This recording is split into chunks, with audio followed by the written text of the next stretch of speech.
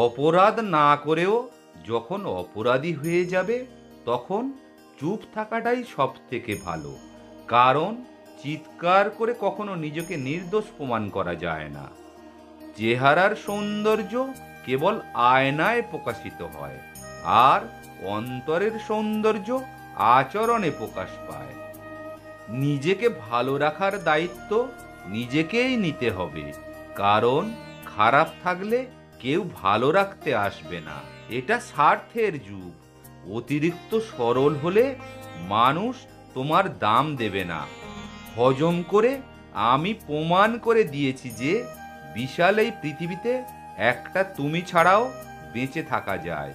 যে ক্ষমা চাইতে জানে, ভুল স্বীকার করতে জানে, সেই সবচেয়ে বেশি ভালোবাসা পাওয়ার যোগ্য। যেটা খুব সহজে পাওয়া যায় সেটা হলো ধোঁকা, যেটা খুব কষ্ট করে পাওয়া যায় সেটা হলো সম্মান। আজকে এমন কিছু করো যেন 5 বছর পর আজকের দিনটা মনে পড়লে নিজের লজ্জা না হয়। সঠিক মানুষ কখনো ছেড়ে যায় না, তারা সব সময় একটা কারণ খোঁজে কাছে থাকার জন্য। অর্থ মানুষের রূপ বদলে দেয়, স্বার্থ মানুষের চরিত্র বদলে দেয়। অর্থ আর স্বার্থ একসঙ্গে থাকলে মানুষের মনুষ্যত্ববোধ বদলে দেয়। জীবনে টাকাটাই সবকিছু নয়, কিন্তু সবকিছুতেই টাকার দরকার হয়। সত্যি, বাস্তবতা এতই কঠিন যে কখনো কখনো বুকের ভেতর গড়ে তোলা বিন্দু বিন্দু ভালোবাসাও অসহায় হয়ে পড়ে। বর্তমান সমাজে অধিকাংশ মানুষ মানুষের অবস্থানকেই ভালোবাসে, মানুষকে নয়। আমি শেষ হয়ে গেছি বলে আক্ষেপ করি না, কেবল আফসোস তোমাকে কেউ আর বিশ্বাস করে না। কেউ কোনো কিছু পাওয়ার উপযুক্ত হলে কোনো শক্তি সেটা কেড়ে নিতে পারে না। সাফল্যের কোনো রহস্য নেই, এটি প্রস্তুতি, কঠোর পরিশ্রম এবং ব্যর্থতা থেকে শেখার ফল। জীবনের শেষ নিঃশ্বাস পর্যন্ত চেষ্টা করা উচিত। হয় তোমার লক্ষ্য অর্জিত হবে, বা না হয় তোমার অভিজ্ঞতা হবে।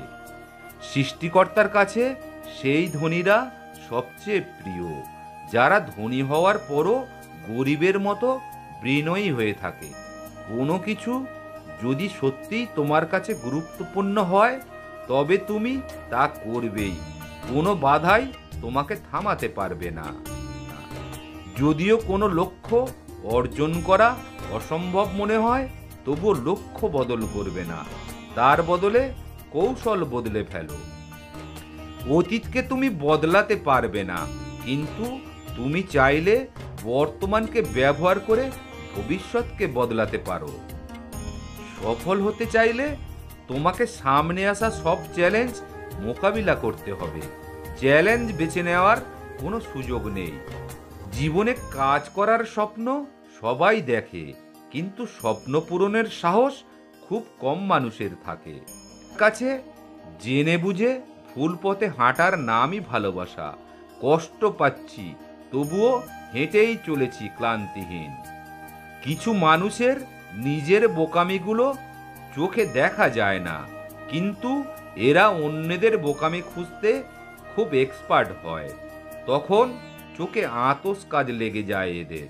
মা থাকে নিঃশ্বাসে, আর বাবা থাকে বিশ্বাসে।